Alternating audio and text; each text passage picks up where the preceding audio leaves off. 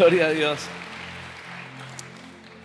El libro de Isaías, es un libro tremendo porque yo no sé si ustedes conocen más o menos la historia. No se las puedo contar tan detalladamente porque me pierdo todo mi tiempo.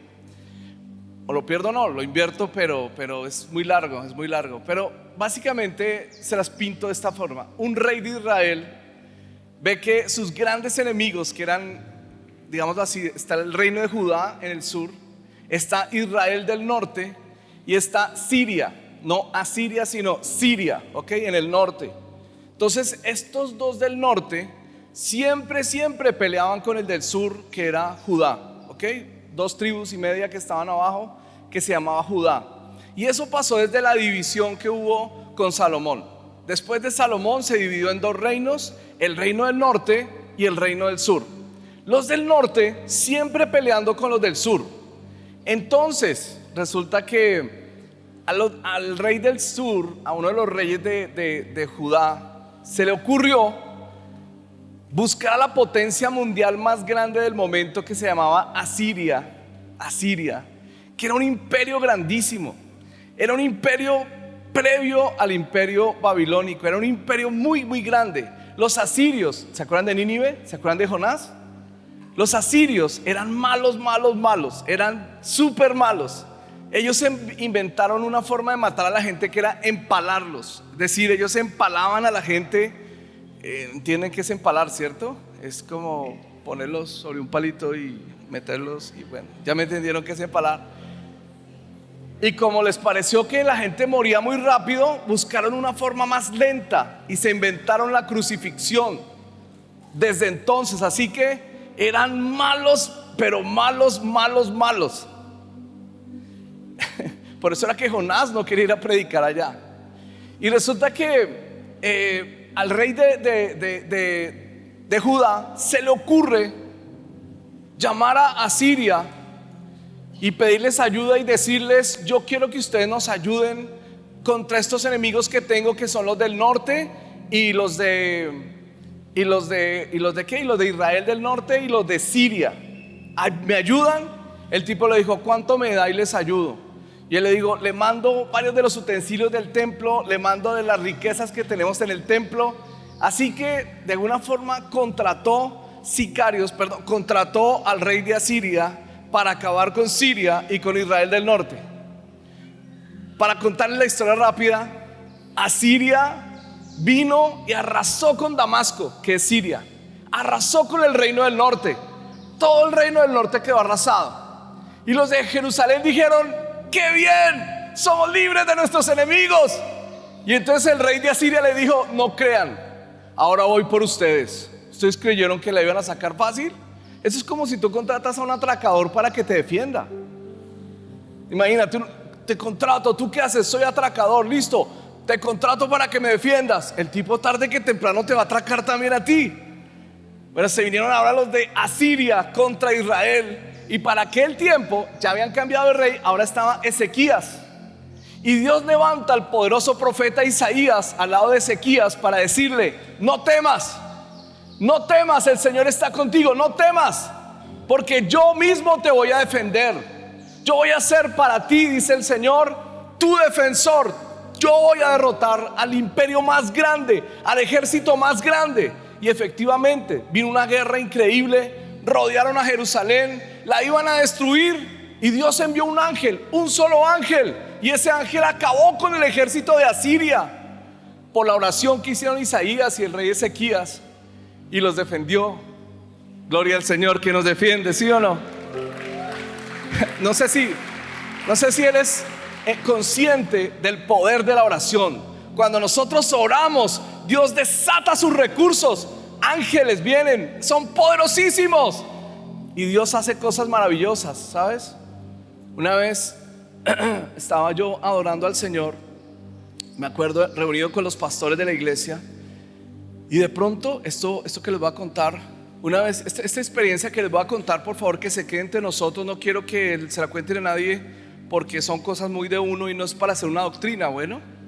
Pero una vez yo estaba adorando y de pronto estábamos adorando, orando, y de pronto vi cómo el Señor me llevaba como a una cúpula como celestial, y en medio de la adoración y oración esa cúpula se abría, ¡pah! Quedaba como una expansión, y sobre la expansión vi un trono. Yo sabía que ese era el trono de Dios. Yo no me atrevía casi a mirar, y solamente vi unos seres que se arrodillaban y se postraban frente a Dios. No los puedo describir, eran como luces que todo el tiempo estaban postrándose y arrodillándose frente a Dios. Y el Señor me decía: esos son los seres más poderosos que existen en el universo, en la creación de Dios. Esos son los seres más poderosos que existen, y se dedican todo el día a adorar a Dios. Pero cuando Dios los envía, son extremadamente poderosos. ¿Por qué? Porque por estar adorando a Dios, siempre que Dios los envía, salen cargados con la gloria de Dios, y sus intervenciones son súper poderosas. De un momento a otro vi como del trono salía una mano que hacía así, ¡fra! Y yo le decía: ¿qué es eso? Inmediatamente se abría la expansión y empezaban a salir de los seres que estaban alrededor del trono, y con muchos más salían así como si fueran aviones que salían hacia la tierra, así. Y yo decía: ¿qué es eso? Y decía: cuando tú oras, cuando tú me adoras, yo envío mis recursos sobre los miembros de tu iglesia. Yo envío mis recursos sobre los cristianos para bendecirlos con sanidades, con milagros, con liberación, con poder de Dios que se desata desde el trono. El poder de la oración es increíble. Cuando estamos adorando, el Señor abre los cielos y envía sus recursos sobre la tierra. ¿Cuántos lo creen en el nombre de Jesús? Wow. Eso no tiene nada que ver con lo que voy a predicar, pero es interesante, ¿no? Bien, resulta que una vez que pasó todo ese drama, entonces comienza Isaías 40 como una nueva sección del libro. En Isaías del 1 al 39 tenemos la sección en donde Isaías acompaña a Ezequías principalmente en toda esta lucha contra Asiria. Pero una vez que Asiria es derrotado, comienza el capítulo 40, y en el capítulo 40 hay un cambio de tono. Ahora ya no es: tranquilos, que Dios los va a proteger, no se preocupen, no vayan a Egipto, no tomen ayuda de nadie, Dios los va a defender. Ahora el tono es profético, es: consolaos, consolaos, pueblo mío. Viene algo maravilloso. El Rey de Gloria viene a reinar sobre ustedes. Es las promesas sobre el Mesías. Y quiero que leamos un poquitico sobre eso, ¿le parece? Leamos un poquitico. Dice así, versículo 1, capítulo 40, versión Reina Valera. Dice así: consolaos, consolaos, pueblo mío, dice vuestro Dios, hablad al corazón de Jerusalén y decidle a voces que su tiempo es ya cumplido, que su pecado es perdonado, que doble ha recibido de la mano de Jehová por todos sus pecados. Voz que clama en el desierto: preparad camino a Jehová, enderezad calzada en la soledad a nuestro Dios.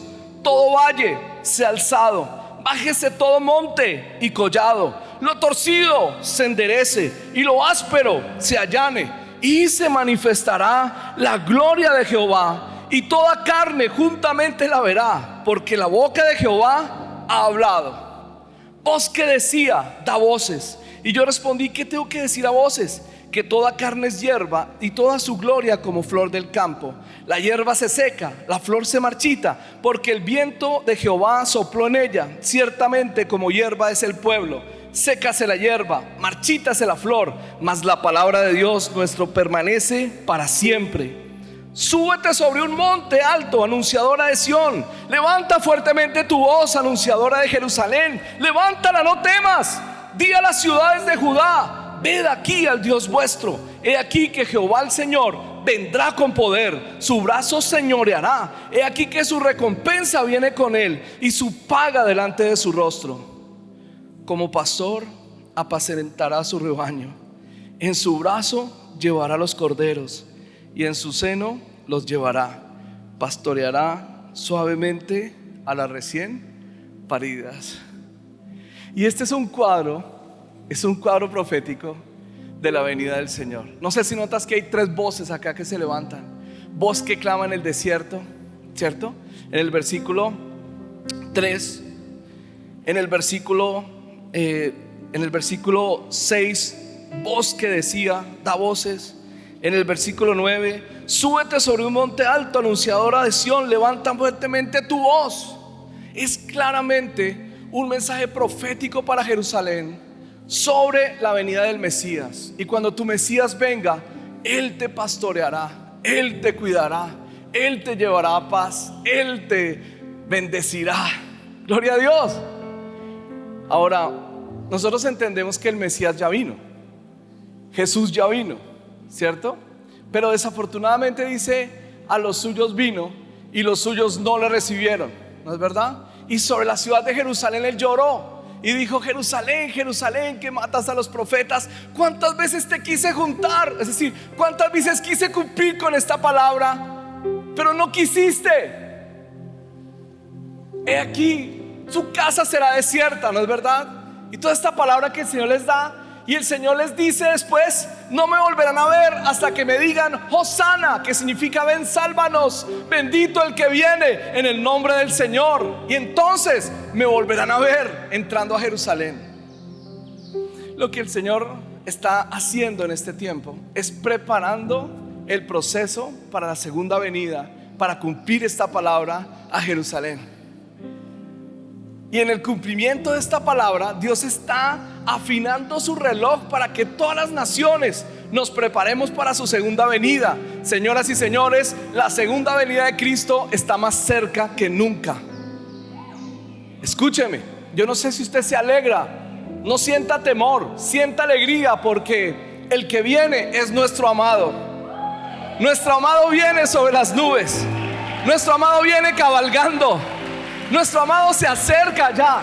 El tiempo está más cerca que nunca. ¿Por qué sé que el tiempo está más cerca que nunca? Porque si yo hubiera nacido en el año 1800, o por ejemplo si yo hubiera nacido en los años 1600, cuando el tirano mandó las calles de Cartagena, y aquella historia vivió, ¿no? Cuando allí llegaron barcos negreros, ¿se acuerdan? Ok. Si yo hubiera vivido en ese tiempo y predico sobre la segunda venida de Cristo, todo el mundo me diría, ¿y Jerusalén? ¿Israel? ¿Cómo puede ser Israel ¿Cómo así que va a haber un templo? ¿Cómo va a ser que va a haber adoración allá? ¿Cómo así que Jesús va a llegar a Jerusalén? Si ni siquiera existe, si ni siquiera Israel tiene nación.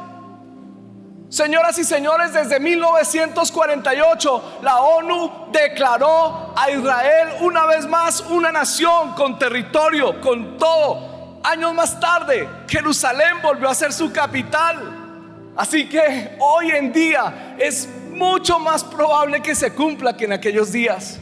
Estamos más cerca que nunca de la segunda venida de Cristo. Gloria a Dios. Dele un aplauso al Rey por eso. De verdad, si usted cree que el amado debe venir pronto, apláudalo con todo el corazón. Diga, ven Señor, te anhelamos, te esperamos, te necesitamos. Somos la generación que seguramente verá la gloria de Dios. La pregunta que te quiero hacer es la siguiente: ¿estás listo? ¿Estás listo para enfrentar todo lo que se viene? La Biblia habla que la segunda venida de Cristo será como el parto de una mujer que tiene dolores de parto. Y que ustedes saben que el proceso, las que han tenido hijos, ¿cuántas han tenido hijos acá? Como 3 nomás, 3 que han tenido hijos. Bueno, pero todos ustedes han sido hijos, ¿no? Pero no se acuerdan de ese momento. Menos mal. Pero sería muy duro acordarse, ¿no? Cuando uno estaba saliendo ahí. Sí, no debe ser durísimo acordarse de eso, como que mamá, pero como que está en un ambiente todo rico allá. Y de pronto uno mueve una mano y ay, qué lindo cómo movió la mano. Mira, me está moviendo la mano por aquí.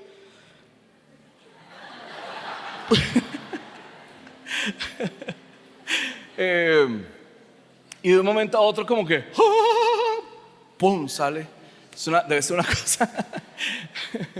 Pero Lo que pasa con las mujeres cuando están a punto es que empiezan unas contracciones, primeramente dilatadas en el tiempo, y poco a poco se van volviendo más fuertes, más fuertes, más fuertes, más fuertes y más duras, y empiezan a hacer un trabajo que ella ya tiene que detener todo hasta que llegue el momento del parto. Así dice el Señor que va a ser la segunda venida. Va a empezar a apretarse todo, apretarse todo, apretarse todo. Señales que se van a ir dando hasta que llegará un momento en que será inminente y ¡pah! El Salvador vendrá sobre Sión. Él vendrá y colocará sus pies en el monte de los olivos y entrará triunfante sobre la ciudad de Jerusalén. Eso es una cosa que se viene y que si el Señor lo permitiera estaríamos cerca de verla, más cerca que nunca. ¿Te produce susto o te produce amor? ¿Qué te produce? El Señor tiene que preparar a su iglesia hasta llegar a este punto en que la iglesia diga, el espíritu y la esposa dicen, ven, ven Señor Jesús. Sí, ven Señor Jesús. Ahorita la mayoría de la gente dice, no, no vengas hasta que no me case. No Señor, no vengas hasta, bueno, y si me caso, no vengas sino después de la luna de miel. No quiero ser más uno de los vírgenes que van a estar allá, Señor. Yo oraba así, yo me acuerdo que yo oraba así. Yo le decía, Señor, por favor, no vengas hasta que me case. Después, no vengas hasta que tenga el primer hijo. Después, no vengas hasta que tenga el segundo. Señor, no vengas hasta que la que hoy vi. Señor, si ella viene hoy con pantaloneta roja, tenis blancos, ella es. Y dice, wow, vino con pantaloneta roja, tenis blancos. Y tal vez alguien está orando diciendo, no vengas hasta que ponga su corazón en mí. No, pero la realidad es que la iglesia tiene que estar lista, preparada. Dije que la iglesia tiene que estar lista, preparada. Y una de las cosas que la iglesia tiene que hacer es amar su segunda venida. Amarla, amarla. Antes que el Señor venga, el amor de muchos se va a enfriar. Va a haber una gran apostasía. Muchas personas abandonarán el cristianismo. ¿Serás de los que permanecerán firmes hasta el final o de los que abandonarán en la mitad? Dímelo, ¿de cuáles vas a ser? ¿De los tibios que van a abandonar todo o de los firmes que se van a quedar hasta el final? Quiero saber qué eres. ¿Eres un precursor de verdad? Tienes que estar firme hasta el final.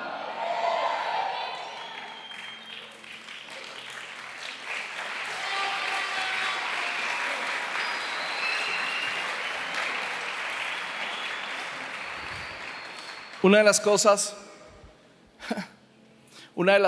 que va a pasar y que tiene que pasar es que se tienen que levantar una vez más como Juan el Bautista. Tiene que levantarse un ministerio profético muy fuerte hacia el final de los tiempos. ¿Y saben yo qué siento? Yo siento que aunque en verdad va a haber dos testigos que se van a levantar y van a hacer como esa función principal ahí de preparación del pueblo de Dios y tal, yo siento que nosotros como iglesia también seremos esa voz que clama en el desierto: preparad el camino del Señor. Y cada uno de nosotros tiene que ser esa voz que clama en el desierto: preparad el camino del Señor. Este mensaje, aunque era principalmente pensando en Juan el Bautista y seguramente los dos testigos que vendrán antes de la venida del Señor, yo creo que también lo podemos tomar para cada uno de nosotros. Como Juan lo estaba estableciendo hace un momento, creo que todos estamos llamados a ser esa voz que clama en el desierto, ¿no? Entonces pensaba en Juan el Bautista en varias cosas y que creo que las podemos vivir nosotros también. Voy a decirte varias cositas que te las voy a ir soltando. Y me sentía pues curioso porque Juan ya estableció todo. Yo decía, ¿qué voy a decir? Pues ahí vamos, ¿no, Juan?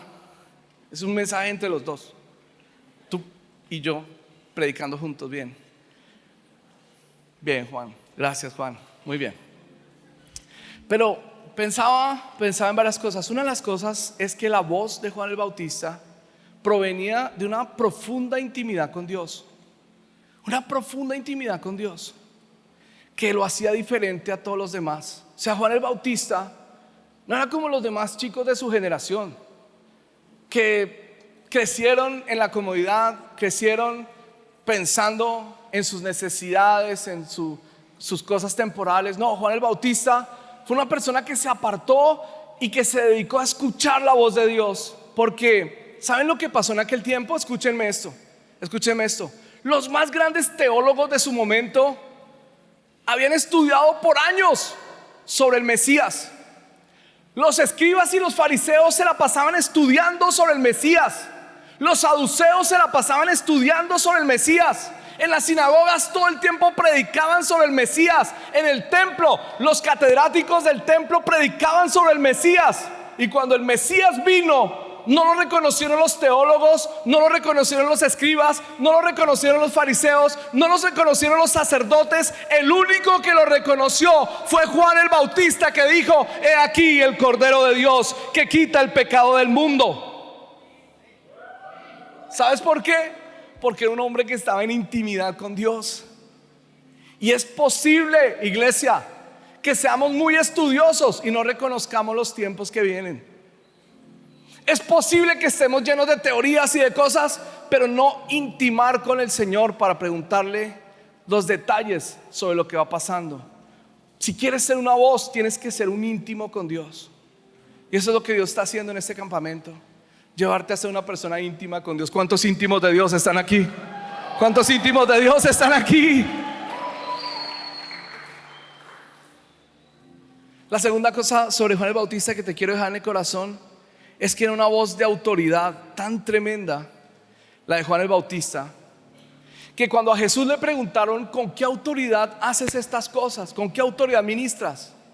O sea, en otras palabras, le estaban preguntando: a ver, en el Sanedrín, que yo sepa, nadie te ha impuesto las manos. Que nosotros sepamos, no hay nadie que responda por ti. De las autoridades de Israel, entre los maestros que tenemos, nadie responde por ti. ¿Cómo es que tú haces estas cosas sin estar bajo ninguna autoridad? Y Jesús responde: ¿ustedes qué creen? ¿El bautismo de Juan era de Dios o de los hombres? ¿Qué es lo que Jesús estaba diciendo? Si ustedes creen que el bautismo de Juan era de Dios, entonces mi ministerio es de Dios, porque Él fue el que me señaló públicamente. En otras palabras, era tan grande la autoridad de Juan el Bautista que Jesús estaba reconociendo que de la autoridad de Juan el Bautista venía su ministerio. Esto es muy poderoso. Una persona con una voz de autoridad. Dios quiere levantar hoy personas con una voz de autoridad. Esa persona eres tú. Una persona con una voz de autoridad. Escúchame, otro pensamiento. Dios quiere levantar personas con una voz como la de Juan el Bautista, que no puede ser callada. No puede ser callada. Te voy a decir algo. Cuando alguien quiere levantarse a predicar la palabra del Señor, va a venir algo que se llama el espíritu de Jezabel a tratar de callar la voz de los Juanes el Bautista, de los profetas. Como lo hizo con Elías, también lo hará. Lo hizo con Juan el Bautista, también lo hará contigo. Ustedes saben la historia. Juan el Bautista fue encarcelado porque él, dentro de su ministerio profético, confrontó a Herodes diciéndole: no te es lícito tener a la mujer de tu hermano. Y Juan el Bautista, en medio de esa confrontación, se mantuvo firme hasta el final. Y como ustedes saben, la esposa de Herodes, que se llamaba Herodías, tenía una hija. Y un día le dijo: mamita, yo quiero que usted vaya y le baile al rey. Y algunos creen que la niña tendría unos 6, 7 años y que ella fue y le danzó la. Pero yo la veo más grandecita. Yo la veo como una Shakira, digamos, comenzando. Y ella le bailó: he recorrido el mundo entero. ¿Sí me entiendes? Lo ensayé, pero no me salía tan bien. No me salía tan bien. Ella bailándole allá. Herodes quedó así: mamita, hasta la mitad de mi reino te doy, ¿qué pides? Y como ustedes saben, ella pidió la cabeza de Juan el Bautista. Pero hay un detalle aquí, y es el siguiente. Escuchen esto. Le trajeron en una bandeja de plata la cabeza del profeta. Aparentemente el ministerio de Juan el Bautista terminó allí. Pero dicen los historiadores, y en la Biblia lo podemos comprobar, que Herodes veía a Juan el Bautista por todas partes, porque un día vio a Jesús y dijo: ¿quién es ese? Es Juan el Bautista que ha resucitado. Varias veces Herodes pensó y veía a Juan el Bautista, y dicen los historiadores que Herodes empezó a escuchar voces que lo siguieron hasta el último de sus días. Y la voz que él escuchaba decía: no te es lícito tener a la mujer de tu hermano. Y él recordaba y escuchaba la voz de Juan el Bautista hasta el último día de su vida. Porque tú le puedes cortar el cuello al profeta, tú puedes callar al profeta, pero nunca, nunca puedes apagar su voz. Su voz seguirá fluyendo espiritualmente sobre la tierra.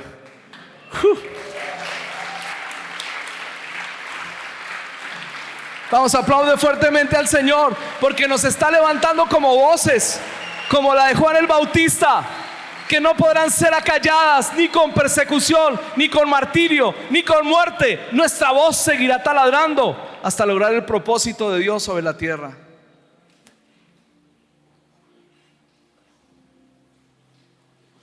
Una voz que clama en el desierto. Una de las cosas que, como dijo Juan, para ir cerrando, así decimos todos los predicadores, ¿no? Cuando falta media hora todavía para terminar. Una de las cosas, yo los veo a ustedes ya con unas ganas de irse a hacer actividades.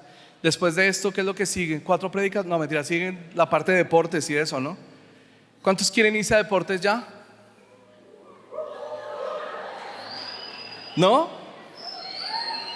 Sí, ya vamos. Bueno, déjeme terminar y vamos, ¿listo? Déjeme terminar y vamos. Escúcheme.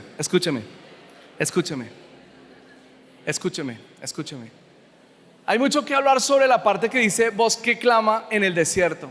El desierto significa que Juan el Bautista se salió del sistema de su momento. Él era hijo de un sacerdote. Él tenía que crecer en la casa de los sacerdotes. Él tenía que estar en el sistema eclesial de los sacerdotes. Y Juan el Bautista tomó la decisión de salirse al desierto y abandonar la comodidad de la casa de los sacerdotes, salirse al desierto, comer comida diferente, purificarse de una forma diferente, vestirse de una forma diferente, a diferencia de los sacerdotes, porque rompió con el sistema. Si tú quieres tener una voz que clama en el desierto, tendrás que tarde que temprano romper con el sistema y salirte al desierto. No voy a profundizar eso tanto, pero quiero centrarme en eso. El propósito de la voz que clama en el desierto es lograr preparar el camino para que entre el rey. Y la figura que está usando tanto Isaías como en Lucas, como en Juan, como en los evangelios, es esta. Escuchen. ¿Quieren que el rey venga? Preguntaría un precursor. El rey viene. ¿Ustedes quieren que venga? Los de la ciudad dicen: sí, queremos que venga. Dice: ok, él no vendrá si ustedes no preparan el camino para que él venga. Si el camino es un camino lleno de huecos, el rey no vendrá. El rey no va a arriesgar su carroza real con un camino lleno de huecos. Si el camino está lleno de montañas, el rey no vendrá, porque el rey no se va a poner a venir en un camino todo disparejo, lleno de montañas que tiene que subir y bajar. El rey no vendrá. Si el camino está torcido, tampoco vendrá el rey. Y si el camino no está pavimentado, no está allanado, tampoco vendrá el rey. Entonces tienen que pasar 4 cosas para que venga el rey. La primera, dice, leámoslo en Isaías 44:3, dice, Isaías 44:3 dice, el 4 dice: todo valle sea alzado. Es decir, el camino tiene que ser recto, no puede estar bajando en los valles, tiene que subir. Hoy en día lo haríamos como un puente, ¿no? Hoy en día pondríamos un puente, ¿no es verdad? Si hiciéramos una carretera y vamos a atravesar un valle, pues de ir de esta montaña a esa, pues construiríamos un puente, ¿no? Pero en aquel tiempo tenía que ser rellenado para que la carretera fuera lisa. O también, si había muchos huecos, tenían que ser llenados.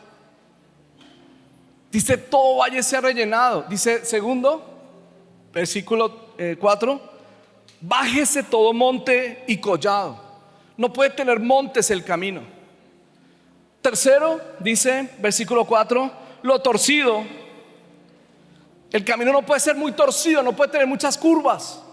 El rey no va a venir si le toca venir con muchas curvas. Tiene que ser enderezado. Y finalmente dice el versículo 4: y lo áspero se allane.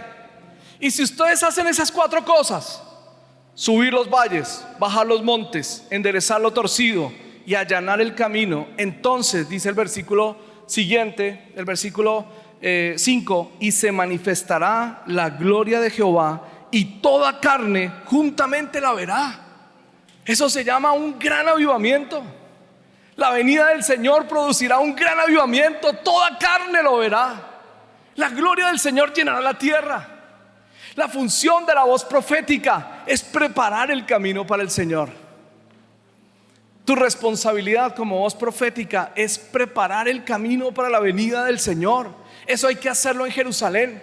Eso hay que hacerlo con los judíos. Tenemos que enviar como nunca antes misioneros a los judíos que hagan esto, que llenen los valles, que bajen los montes, que enderecen los caminos, que allanen los caminos para que el rey venga. Pero también entre nosotros tenemos que hacerlo. Y como Juan lo decía muy bien, también en nuestro corazón. En nuestro corazón hay que hacerlo. Y te quiero hacer 4 preguntas hoy. 4 preguntas que puede ser que sea lo que esté impidiendo que el rey esté hoy reinando en tu corazón. Tal vez haya montes de orgullo en tu vida. Tal vez seas una persona tan orgullosa que miras a los demás con superioridad moral. Israel tiene esto hoy en día. Una de las cosas que tocaría hacer al predicar en Israel es orar para que caiga el orgullo tan fuerte que tienen, que no permite que el rey venga. Pero ¿y qué tal nosotros? ¿Será que estamos llenos de orgullo? ¿Nos creemos más que los demás? ¿Nos creemos la última Coca-Cola del desierto? ¿Nos creemos de mejor familia? ¿Somos de las personas que no aceptamos que otros nos aconsejen? Creemos siempre tener digamos, somos los que cierran las conversaciones. Somos los que siempre imponen sus opiniones sobre los demás. No nos dejamos enseñar, no nos dejamos aconsejar. Si hay orgullo en el corazón, el rey no vendrá. La primera cosa que tiene que pasar esta tarde, hoy, en este momento, es dejar todo orgullo a un lado en el nombre de Jesús. Siento que entre los jóvenes en este tiempo hay demasiado conocimiento, y el conocimiento a veces envanece a la gente. Demasiado conocimiento en las redes, demasiado conocimiento de una cantidad de cosas, porque uno le dice a un joven: ven, te digo algo. No, o sea, lo que tú me estás diciendo no es verdad, porque la teoría de no sé qué, porque esta cosa, porque lo otro. Y eres tan orgulloso que no te dejas enseñar de gente experimentada que lleva años y años trabajando con el Señor. Si quieres que el rey venga a tu corazón, tienes que bajar todo monte de orgullo. El monte también podría simbolizar, porque no está tan claro en la palabra, pero podría simbolizar las dificultades que se vienen. Y el Señor Jesucristo dijo: háblale a la montaña y se quitará. Los valles hablan de depresión. Los valles hablan de vacíos. Los valles hablan, como el salmista dijo: cuando pasare por valle de sombra de muerte, ¿no? Es un traslado de un lugar a otro. Es un vacío que se genera.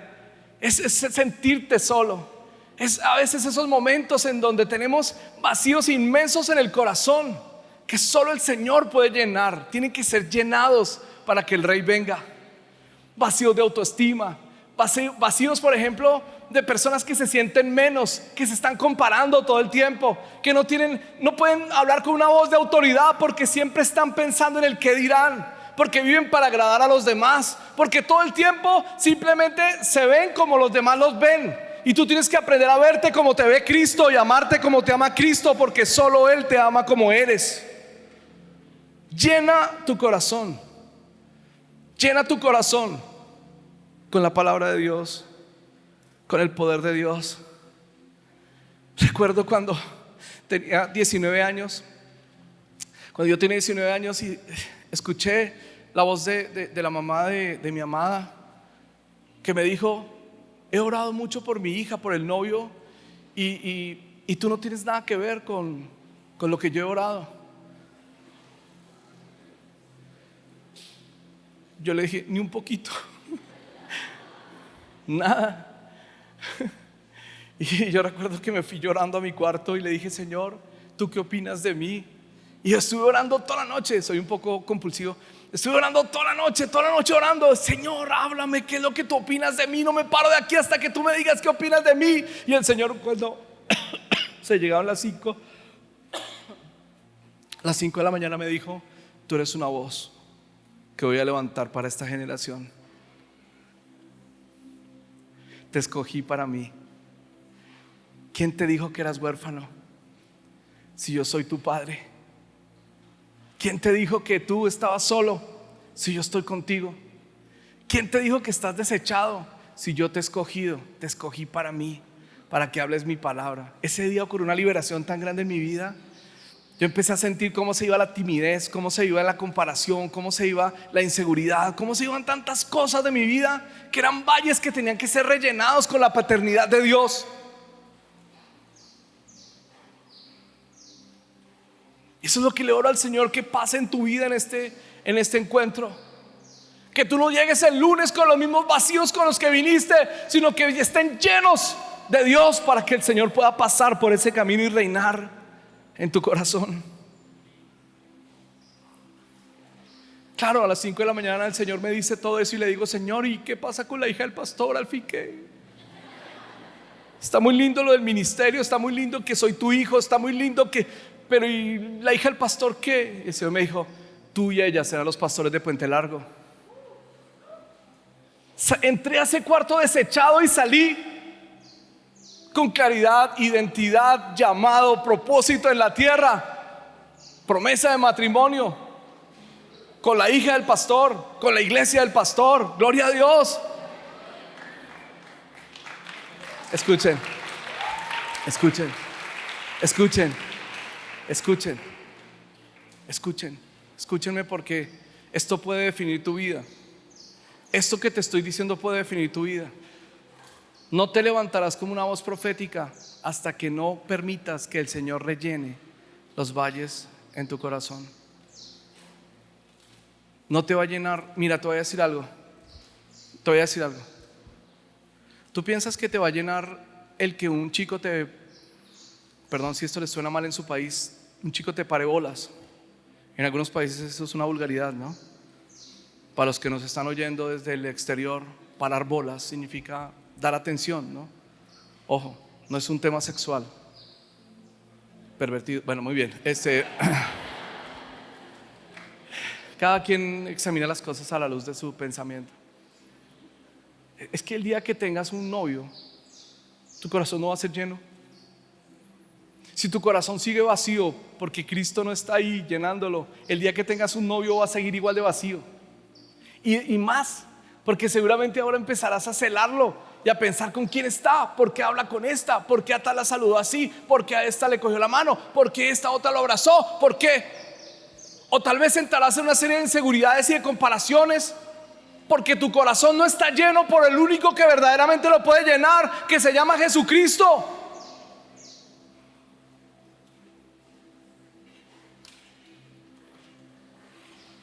Tienes que dejar que el Señor llene tu corazón si quieres que el Rey venga.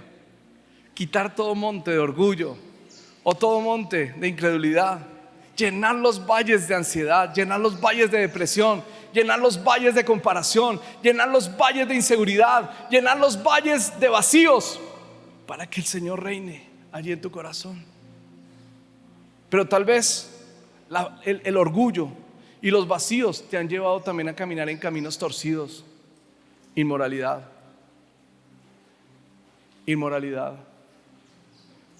Inmoralidad. Yo me sorprendí que en Tel Aviv sea una de las ciudades en donde más celebran el Pride. Me asombré. No puede ser. Honestamente, no puede ser que en la tierra del Señor esté pasando esto. No puede ser. Los caminos torcidos tienen que ser allanados.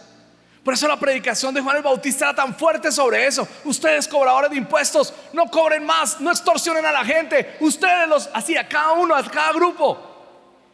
Y hoy el Señor te está diciendo a ti: no más inmoralidad. No más inmoralidad. No sé con qué estás luchando, con la mentira. Tal vez eres un mentiroso profesional, convences a todo el mundo, pero el Señor te está diciendo: yo sí te veo. Yo sí veo todo lo que haces. Y tus mentiras tarde que temprano saldrán a la luz. Endereza esos caminos hoy. Tal vez te has vuelto un engañador profesional. Pones una cara delante de todo el mundo que no tienes, de lo que no eres.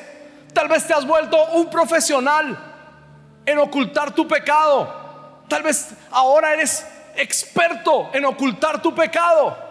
Y el Señor está diciendo: quiero que hoy lo saques a la luz porque te quiero bendecir. No entraré a reinar en tu corazón hasta que endereces tu camino. Déjalo que Él venga y enderece tu camino. Tal vez hay pornografía. Tal vez hay esclavitud de la pornografía. Tal vez estás en sexo inclusive con diferentes personas, y te has acostumbrado a esto y crees que se puede ser cristiano y caminar en eso. Y el Señor te dice: ¿por qué irrespetas el templo del Espíritu? ¿Por qué irrespetas el templo del Espíritu? Es que tu cuerpo no es tuyo, es mío, dice el Señor, y lo quiero para mí. Los caminos torcidos deben ser enderezados.